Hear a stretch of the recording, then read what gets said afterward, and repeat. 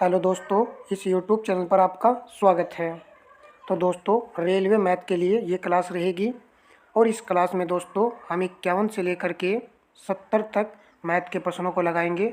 तो बने रहिएगा हमारे साथ में इस क्लास में स्टडी IQ 2.50 पर। आपका चाहे एग्ज़ाम RRB NTPC का हो, RRB ग्रुप डी का हो या फिर RRB लोको पायलट का हो, मैथ का सिलेबस सभी के लिए सेम है। और हाँ दोस्तों, क्लास को स्टार्ट करने से पहले आपसे रिक्वेस्ट है कि कॉफ़ी पेन ले करके बैठ जाइएगा और प्रश्नों को साथ साथ हल करते हुए चलिएगा। कुछ समय दिया जाएगा, उस समय में आपको प्रश्न को हल कर लेना है। ठीक है, चलिए। किसी परीक्षा में 80% प्रत्याशी अंग्रेजी और 85% गणित में पास हुए हैं।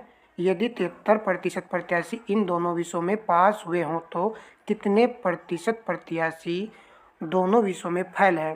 तो फेल का जो हमसे पूछा गया है, तो ऊपर जो है आपको पास का दिया गया है और नीचे केवल दोनों विषयों में फेल का पूछ लिया गया है। आप इसको चाहे तो डायग्राम से कर सकते हो। चलिए देखिए कैसे करेंगे। 73% जो है दोनों विषयों में उत्तीर्ण हो रहे हैं, पास हो रहे हैं।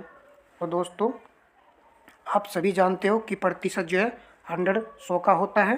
तो चलिए डायग्राम बना लेते हैं। यहाँ पर 73% जो है दोनों विषयों में उत्तीर्ण हो रहे हैं। तो यहाँ पर देखिए अंग्रेजी में, तो अंग्रेजी में 80% जो है छात्र उत्तीर्ण हो रहे हैं। तो 73 दोनों में हो रहे हैं, तो यहाँ पर कितना आएगा, 7% आ जाएगा। फिर 85% जो है मैथ में जो है पास हो रहे हैं। तो यहाँ पर 73 आ चुका है, तो 85 और 73 कितना बचेगा, तो 12 बचेगा। आप देख रहे होंगे ये सभी पास होने वाले विद्यार्थी हैं, तो सभी को ऐड कर दीजिए। तो ये हो जाएगा 85 में आप 7 जोड़ देंगे तो कितना होगा, 92 हो जाएगा। तो ये सभी क्या हुए हैं, उत्तीर्ण हुए हैं, पास हुए हैं, परंतु दोनों विषयों में हमसे फेल पूछा है। तो 100 में से आप 92 घटा लीजिए।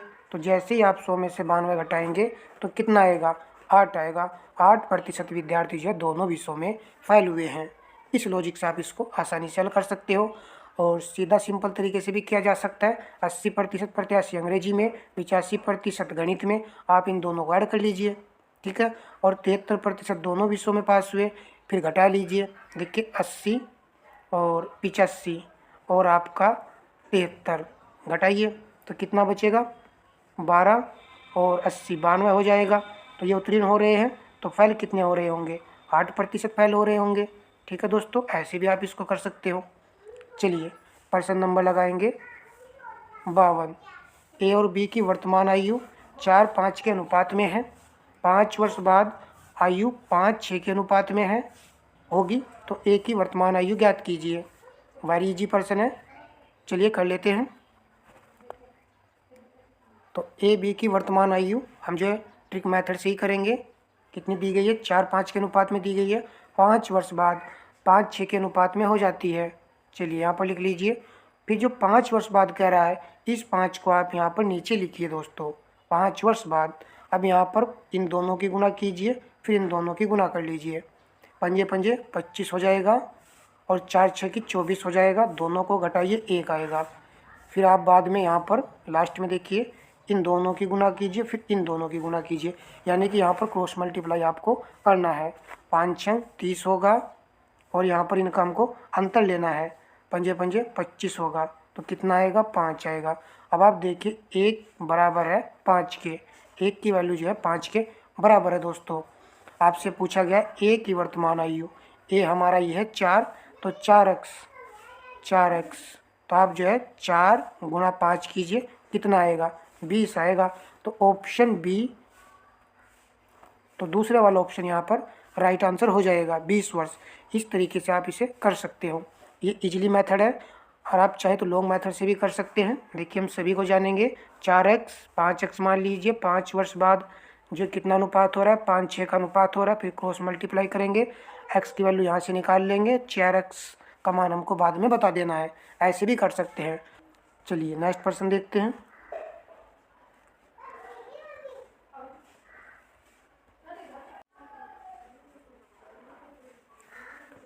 छः आदमी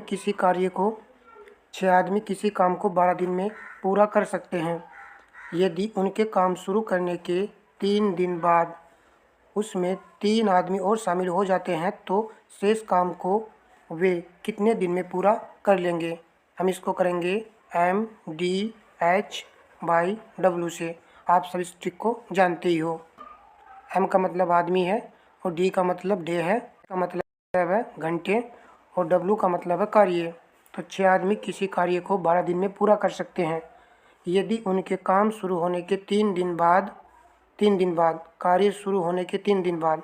तो 6 गुणा 12 में से 3 जाने पर 9 बचेगा, ठीक है। तो 3 आदमी और शामिल हो जाते हैं। पहले 6 आदमी थे, फिर 3 और शामिल हो जाएंगे, 9 हो जाएंगे। तो ये इस कार्य को कितने दिन में पूरा करेंगे। तो किसी कार्य कर रहे थे तो ये 1.5 दिन में पूरा कर लेंगे शेष कार्य को। चलिए 9 से 9 काट लीजिए तो यहाँ पर जो है 6 आएगा। 6 दिन में इस कार्य को वो पूरा कर लेंगे। तो ऑप्शन 4 यहाँ पर सही आंसर है। प्रश्न नंबर देखेंगे नेक्स्ट। 2 नल किसी हौज को 2 घंटे व 3 घंटे में अलग अलग भर सकते हैं। यदि दोनों नल एक साथ खोल दिए जाएं तो हौज कितने मिनट में भर जाएगा। तो हौज जो है कितने मिनट में भर जाएगा।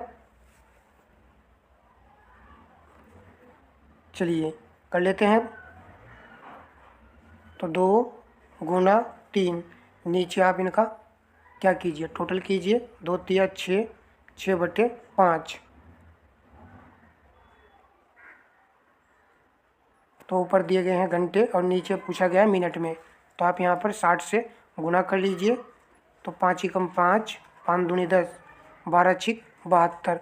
तो 72 मिनट में जो है दोस्तों हौज पूरा भर जाएगा। 4th ऑप्शन यहाँ पर सही आंसर होगा। चलिए प्रश्न नंबर देखते हैं नेक्स्ट। यदि 150 मीटर लंबी एक रेलगाड़ी 30 किमी प्रति घंटा की चाल से चल रही है, किसी आदमी को जो विपरीत दिशा में 5 किमी प्रति घंटा की चाल से चल रहा है पार कर जाती है, तो पार करने में कितने सेकंड लगेंगे। तो 150 मीटर लंबी रेलगाड़ी है और चाल इसकी 30 किमी प्रति घंटा है। चाल बराबर दूरी बटे समय, आप सभी इस फॉर्मूले को जानते ही हो। तो यहाँ पर हम चाल लिख लेते हैं। कितना है, 30 मीटर प्रति सेकंड है और 150 मीटर की हमको दूरी दी गई है। ये कह रहा है पर्सन किसी आदमी को जो विपरीत दिशा में 5 मीटर प्रति सेकंड की चाल से चल रहा है। तो विपरीत दिशा में चल रहा है तो 30 में आप जो 5 को जो ऐड कर दीजिए, क्योंकि विपरीत दिशा में चाल जुड़ जाती है। तो पार करने में कितना समय लगेगा, टी आपसे पूछा है। तो टी को आप यहाँ से निकाल लीजिए, 150/35 कीजिए यहाँ पर। फिर 5 से आप इसको काटिए, 5 तिया 15, 30 और 5 सत्ते 35। फिर आप इसको डिवाइड कीजिए। ऑप्शन 2 यहाँ पर राइट आंसर होगा। 7 चौक 28, 4 से ही 2/7। तो 55 का आंसर जो है दूसरा ऑप्शन यहाँ पर सही आंसर होगा। प्रश्न नंबर देखेंगे नेक्स्ट।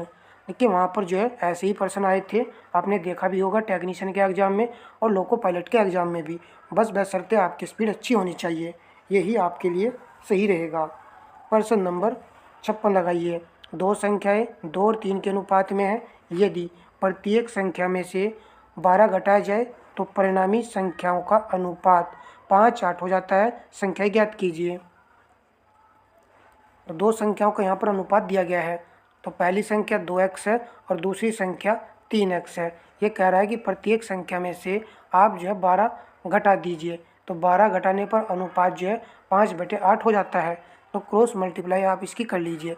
8 दूनी 16x होगा, 12 अट्ठे 96 हो जाएगा और यहाँ पर 3 पंजे 15x होगा और 12 पंजे 60 होगा।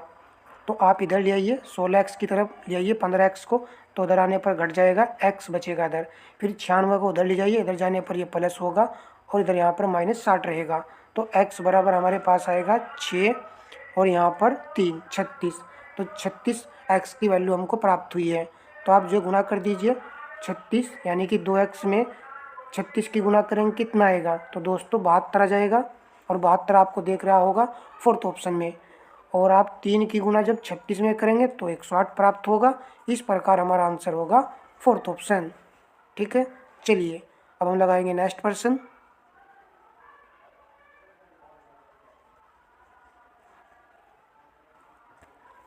साइन थीटा 5/13 है, तो कोस थीटा का मान ज्ञात कीजिए। तो साइन थीटा की वैल्यू हमको दी गई है, आप सब जानते हो, लाल बटे का। देखिए ये वाला ट्रिक सभी जानते हैं, लाल बटे का की, ठीक है। तो हमको साइन की वैल्यू जो दी गई है, तो यहाँ पर आप छोटा सा त्रिभुज बना लीजिए।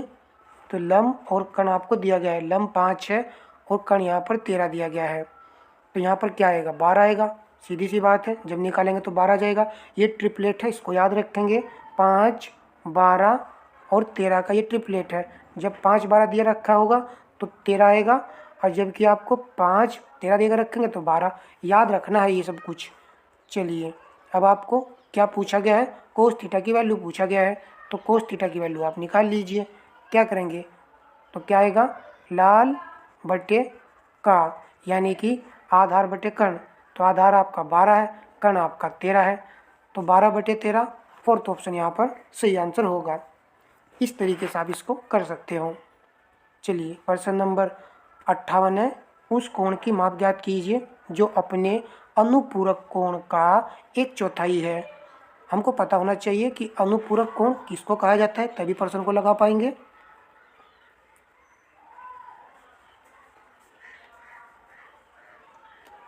तो चलिए अनुपूरक कोण हम यहाँ पर थीटा मान लेते हैं, और फिर ये कह रहा है कि अपने अनुपूरक कोण का 1/4 है। अनुपूरक कोण का 1/4 है, तो 180 में से आप जो है थीटा को घटा दीजिए। इसका कहने का ये पर्पज है। फिर ये कह रहा है का मतलब गुना क्या है, 1/4 है, तो 1/4 हो चुका है। तो यहाँ पर 4 थीटा हो जाएगा, यहाँ पर हो जाएगा 180 माइनस थीटा, आप इसे इधर ले आइए, 5 थीटा हो जाएगा, 180 हो जाएगा। 5 से आप इसको डिवाइड कीजिए, 5 तिया 15 और 5 छंग 30, 36 डिग्री जो है आ जाएगा। तीसरा ऑप्शन यहाँ पर राइट आंसर होगा। उस कोण की माप हमको ज्ञात करनी थी जो अपने अनुपूरक कोण का 1/4 था, यानी कि 36 डिग्री थीटा का मान हमको प्राप्त हुआ है। चलिए प्रश्न नंबर लगाएंगे नेक्स्ट। 1/x बराबर 4 दिया गया है, 1/y बराबर 7 है, x प्लस y का मान ज्ञात कीजिए। तो x y का मान हमको निकालना है। आप देखिए यहाँ पर 1/x दिया गया है, 1/y दिया गया है, तो निकालने में कोई दिक्कत नहीं होनी चाहिए। देखिए यहाँ पर इसको x लिख लीजिए, यानी कि इसको 1/ लिखा हुआ है, तो आप सिंपल करके इसको x लिख लीजिए और 4 को जो है 1/x में बदल दीजिए, यानी कि हमने यहाँ पर इनको उल्टा किया है, ठीक है। तो y की वैल्यू क्या होगी, 1/7 होगी। अब आप आसानी से इसमें रख दीजिए मान को, कितना आएगा 1/4, 1/7 गुणा कीजिए 11/28। तो यहाँ पर तीसरा ऑप्शन आपके प्रश्न का राइट आंसर होगा। चलिए प्रश्न नंबर देखेंगे नेक्स्ट। 4 अंक की सबसे बड़ी संख्या ज्ञात कीजिए जो एक पूर्ण वर्ग हो। 4 अंक की सबसे बड़ी संख्या ज्ञात करनी है जो कि एक पूर्ण वर्ग हो।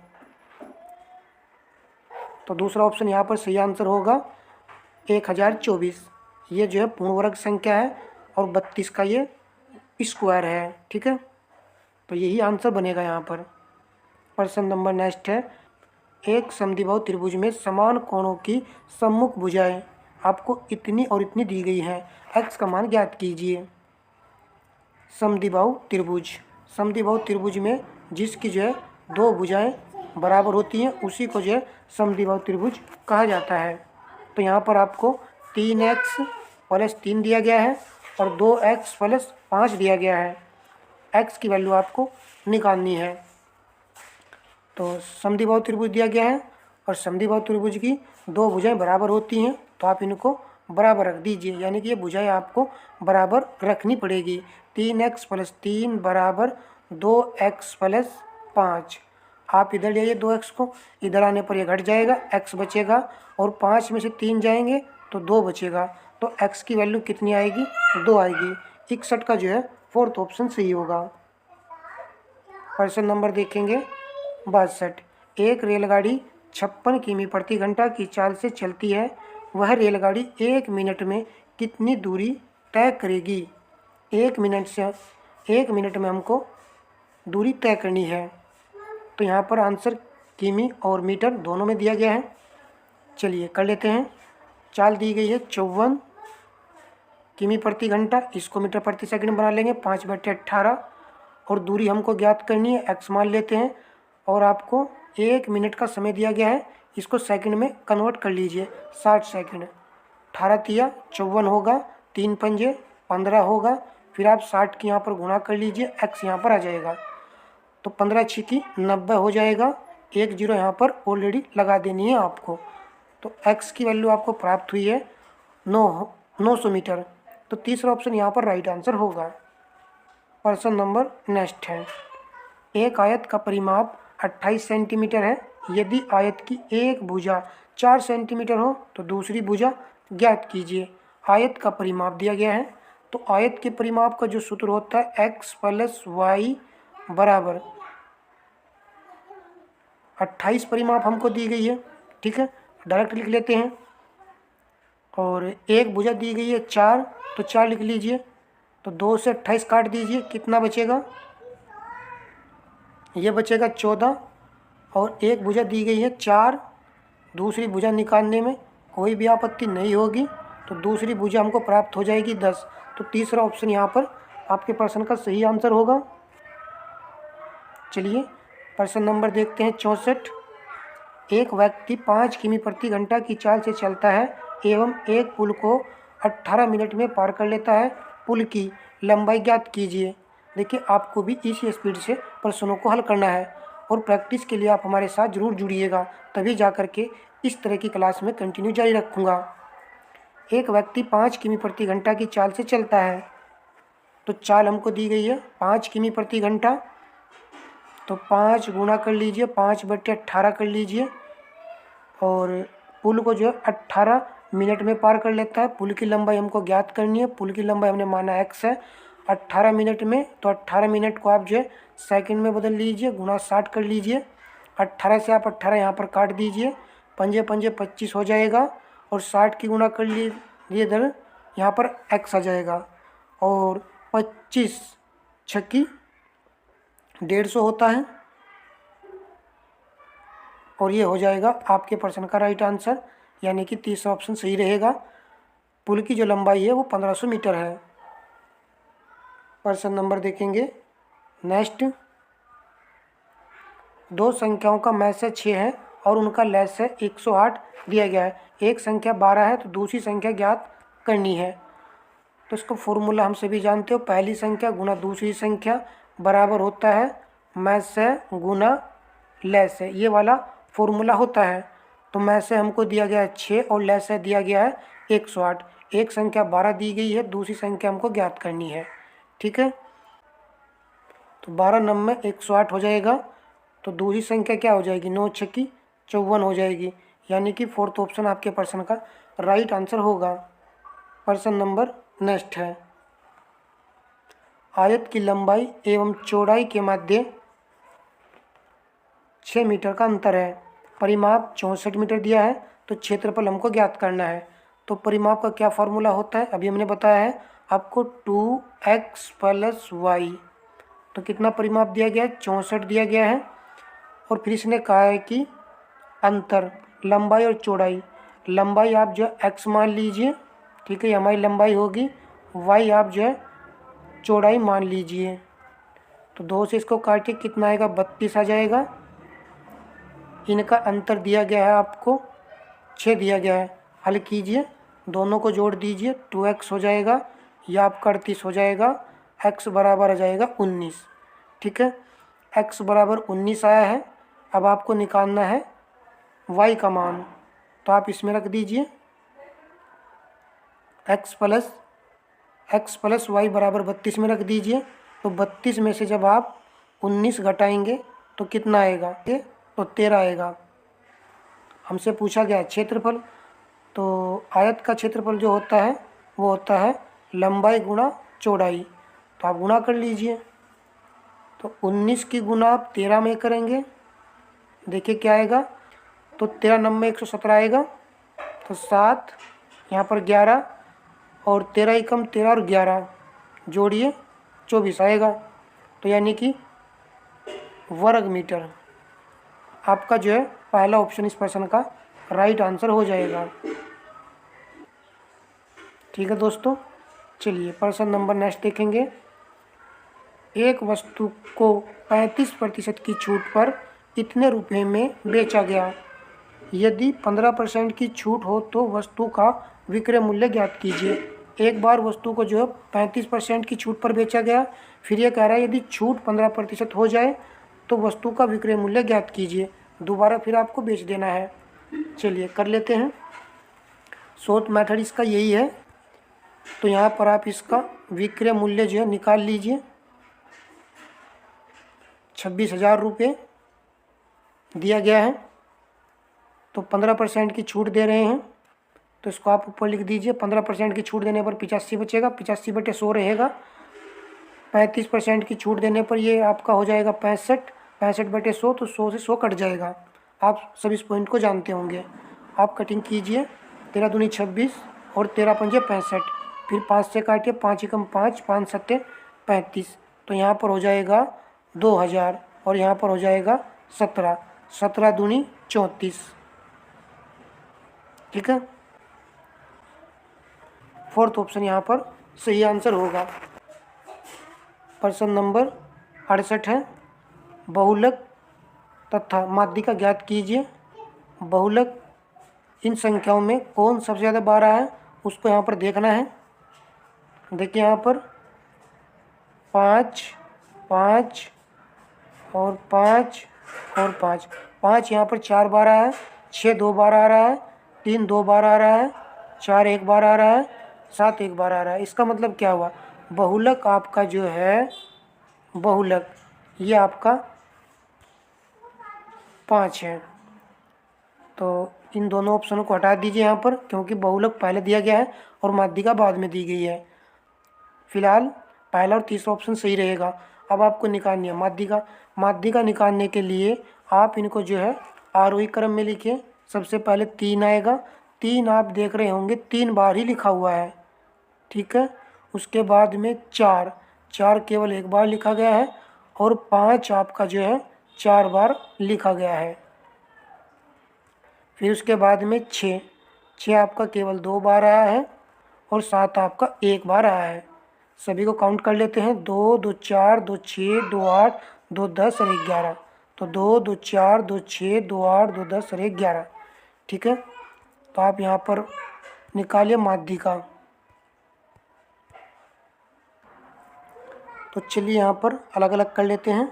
इधर से आप जो है 5 कर लीजिए एक साइड में, फिर आप इधर भी 5 अलग कर लीजिए।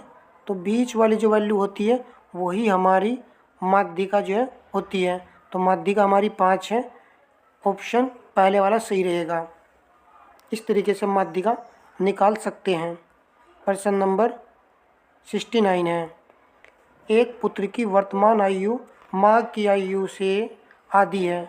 एक पुत्र की वर्तमान आयु माँ की आयु से आधी है, तो इसका मतलब क्या हुआ दोस्तों, माँ जो है पुत्र से बड़ी है, यानी 2 गुना है। यदि पुत्र x है तो माता जी 2x की हैं। फिर एक है 10 वर्ष पहले माँ की आयु उसके पुत्र की आयु की 3 गुनी अधिक थी। तो हम इसको रेशो में जो है हल कर लेते हैं, यानी कि 2:1। 10 वर्ष पहले माँ की आयु उसके पुत्र की आयु की 3 गुनी थी, तो 10 वर्ष पहले कह रहा है, तो 10 आप माइनस लिख दीजिए पहले के लिए। तो 3 गुनी थी, 3:1 के रेशो में हो जाएगी। अब आप एक काम कीजिए, इस 10 को जो है यहाँ पर लिख लीजिए दोनों जगह। फिर उसके बाद आप यहाँ पर क्रॉस मल्टीप्लाई कीजिए। तो 3 एकम 3, 2 एकम 2, हमको इनका डिफरेंस लेना होता, 1 आया है। फिर यहाँ पर भी क्रॉस मल्टीप्लाई कीजिए। 10 तिया 30 और 10 एकम 10, तो यहाँ पर आएगा 20। तो 1 बराबर 20 है। 1 की वैल्यू जो है 20 के बराबर है, ऐसा आप सपोज कीजिए। ठीक है, फिर हमसे पूछा गया है पुत्र की वर्तमान आयु। पुत्र की वर्तमान आयु, तो पुत्र की वर्तमान आयु तो यहाँ पर देखिए 1 है, और माता जी से 2 गुनी है, बड़ी है, तो क्या होगा, 20 वर्ष होगा। फोर्थ ऑप्शन यहाँ पर राइट आंसर होगा। तो 69 का फोर्थ ऑप्शन सही रहेगा। तो इस तरीके से आप इसको निकालिएगा, यही मेथड बेस्ट है। प्रश्न नंबर लास्ट है वीडियो का, बी को ए से 20% कम अंक प्राप्त हुए हैं, ए को बी से कितने प्रतिशत अधिक अंक प्राप्त हुए हैं, ये हमसे पूछा गया है। तो ए को बी से 20% कम अंक प्राप्त हुए हैं। प्रतिशतता के चैप्टर में आपने ये फॉर्मूला पढ़ा होगा, R/100 + R ब्रैकेट गुना 100। तो यहाँ पर 20 और नीचे 20% कम हुआ है, तो कमी की वजह से माइनस लगाना है। तो कितना आएगा, 80 आ जाएगा, गुना 100। 20 चौक 80, 4 दूनी 8, 4 पंजे 20, 25। तो दूसरा ऑप्शन यहाँ पर राइट आंसर होगा। 69 का दूसरा ऑप्शन सही है। फिर आप इसको ऐसे कर लीजिए, बी को ए से 20% कम अंक प्राप्त हुए, बी को ए से, तो बी को जो है ना ए से, ये 100 है अपने आप में, इसको 20% अंक कम मिले हैं तो इसको 80 मिले होंगे बी वाले को। फिर कह रहा है ए को बी से कितने प्रतिशत अधिक अंक प्राप्त हुए, ए को जो है बी से कितने प्रतिशत अधिक अंक प्राप्त हुए। तो आप यहाँ पर देखिए कितने अंक प्राप्त हुए, इसको अधिक 20 अंक प्राप्त हुए हैं। बी की अपेक्षा ए को 20 अंक अधिक मिले हैं, किसकी अपेक्षा, बी की।